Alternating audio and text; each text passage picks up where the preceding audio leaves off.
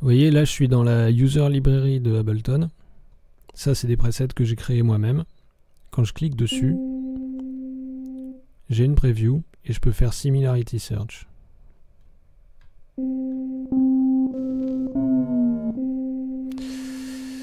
Chose qui n'est habituellement réservée qu'aux presets d'usine ou au pack de live, ce que je trouve assez ridicule puisque moi je bosse vraiment quasi exclusivement avec des presets que j'ai créés moi-même. J'en ai des centaines, mais enfin même peut-être des milliers maintenant. Je peux les organiser maintenant par avec des tags comme ça, c'est déjà pas mal.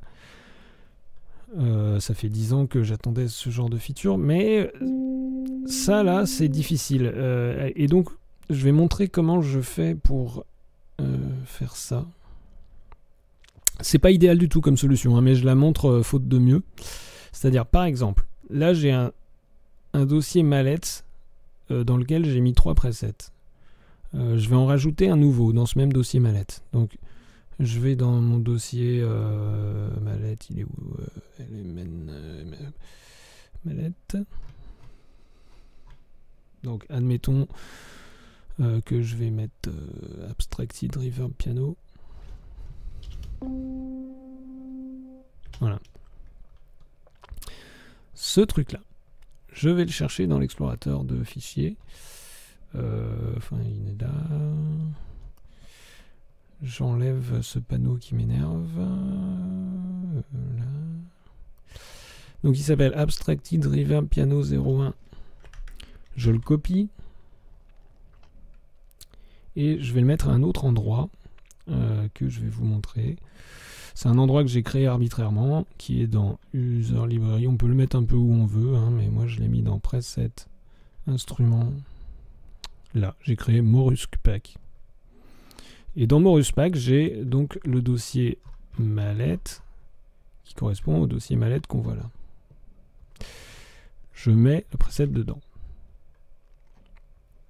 Je copie le nom du preset, y compris l'extension. Ça, c'est pour plus tard, mais je vais montrer pourquoi je fais ça. Mais aussi, c'est important dans ce dossier Morusque Pack d'inclure un dossier qui s'appelle comme ça, Ableton Folder Info, avec des majuscules à chaque début de mot, dans lequel on met Properties avec un P majuscule .cfg, dans lequel on met des infos un peu arbitraires que je ne saurais pas tout à fait expliquer, mais on met ça dedans. Je l'ai copié depuis un autre dossier Properties, enfin bref. Et un dossier Preview dans lequel il faut reproduire la même arborescence que dans la racine du pack. C'est-à-dire, il faut créer, moi en l'occurrence, un dossier mallette. Et dans ce dossier mallette, on met les previews. Il faut que les previews aient exactement le même nom, y compris l'extension, que le preset. Sauf que il va falloir le convertir en OGG et non pas en Wave. Donc je le convertis en OGG. Et voilà, ça s'appelle comme ça. Donc Abstracted Reverb Piano 01.adv.ogg. Et ça, je le mets dans le dossier Preview qui est là. Là, j'ai déjà créé le pack Morusque Pack précédemment, donc j'ai pas besoin de réinformer live que je l'ai fait, mais si ça n'avait pas été le cas, j'aurais dû prendre ce pack-là, ce dossier qui a une icône un peu bizarre, et le glisser ici.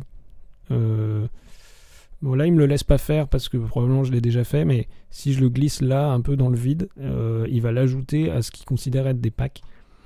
Et là, on a maintenant ce truc-là avec une preview, mais pas avec Similarity Search. Ça, j'ai pas encore compris dans quel cas ça apparaissait ou pas.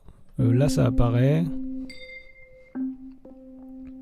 Ce qui est bizarre, c'est que j'ai fait plusieurs fois le test avec des presets. Par exemple, celui-là, là. J'ai testé plusieurs fois de le créer, de le détruire et de le recréer. Des fois, il me permet de faire Similarity Search et des fois non. J'ai pas l'explication peut-être que ça viendra plus tard, peut-être que là il est en train de réfléchir, mais que j'ai passé tout nouveau tout ça, donc je sais pas, là c'est à peine là on est dans les premiers jours de cette nouvelle version de live tandis que j'enregistre cette vidéo. Alors, on serait tenté de se dire, bah, pourquoi est-ce que je vais pas directement créer un dossier Ableton Folder Info avec un fichier de config directement, par exemple, là, dans Instruments, pour qu'il y ait directement des presets et de la similarity accessible sur tous les presets que j'aurais créés. On peut le faire. Et ça marche. Le problème, c'est que ça... comment dire, on peut plus rien changer.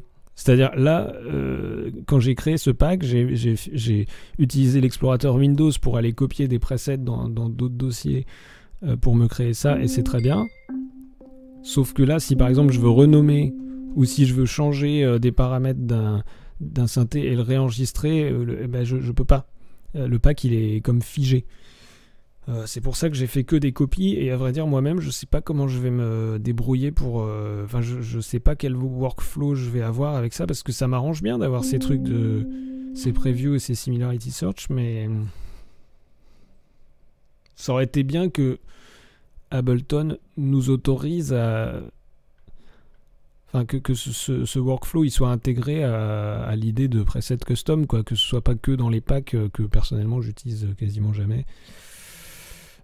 Mais bon, c'est comme ça. Voilà, je sais pas trop quoi dire de plus. Je sais pas si j'ai tout bien expliqué, mais je voulais montrer ça à ceux qui en auraient besoin pour info. À bientôt.